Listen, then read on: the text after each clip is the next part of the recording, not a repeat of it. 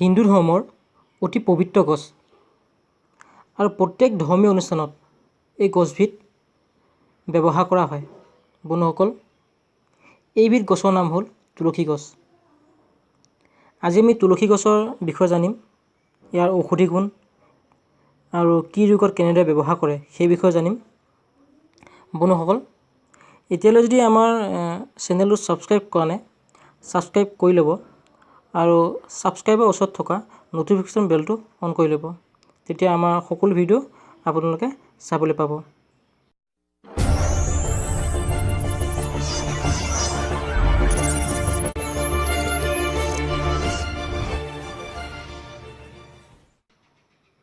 বন্ধুসকল, তুলসী গছ হিন্দু ধৰ্মৰ অতি পবিত্ৰ গছ আৰু হিন্দু ধৰ্মৰ প্ৰত্যেক ধৰ্মীয় অনুষ্ঠানত তুলসী গছ বহুলভাৱে ব্যৱহাৰ কৰা হয়।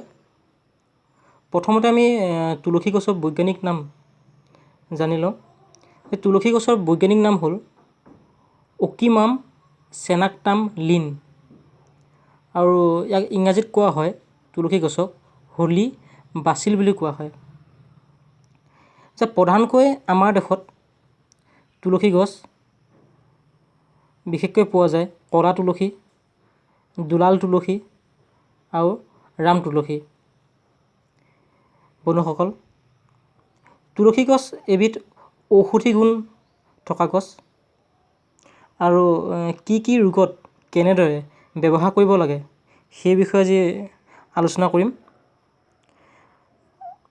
ইয়াৰ ঔষধি গুণ হ'ল তুলসী পাতৰ ৰস কফ নিষ্কাশন, পানী লগা জ্বৰ, কাণৰ বিষ, বীজাণু নিবাৰক, ল'ৰা ছোৱালীৰ পেটৰ বিষ, যকৃতৰ দোষ, বীজাণুবাৰক, মূত্ৰ ৰোগ, শিপা মেলেৰিয়া জ্বৰ আৰু বৃশ্চিক দৰ্শনৰ প্ৰতিৰোধক।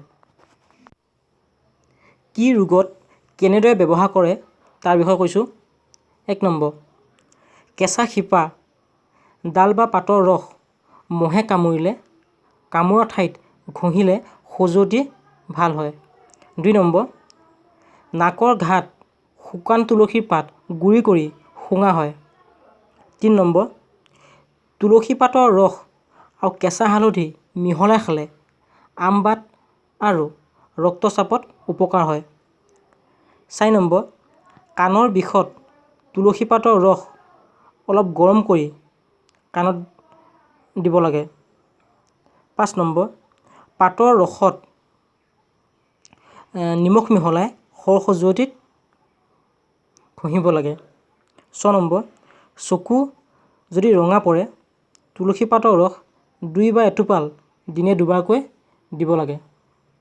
7 নম্বৰ, সৰু ল'ৰা ছোৱালীৰ পানী লগা জ্বৰ বা কাহত প্ৰতিদিনে পুৱা 5-10 টোপাল তুলসী পাতৰ ৰস খোৱা হয়।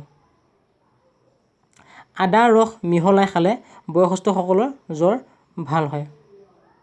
8 নম্বৰ, মেলেৰিয়া জ্বৰত জালুকৰ সৈতে তুলসী পাতৰ ৰস পুৱা বা আহাৰৰ মাজত খাবলৈ দিয়া হয়। পানী লগা জ্বৰত নাক বন্ধ হ'লে শুকান তুলসী পাতৰ গুৰি শুঙিলে নাক মুকলি হয়। 9 নম্বৰ, ৰাম তুলসী বীজৰ ৰসত চেনি মিহলাই খালে পেচাবৰ জ্বৰ পুৰা খাম কাটে। 10 নম্বৰ, বসন্ত ৰোগ বা শহু আদিৰ দাগ আঁতৰাবলৈ তুলসী ৰস ঘঁহিলে ভাল হয়। বন্ধুসকল, ভিডিঅ'টো চাই যদি ভাল লাগিছে লাইক কৰিব, কমেণ্ট কৰিব আৰু চেনেলটো ছাবস্ক্ৰাইব কৰিবলৈ নাপাহৰিব।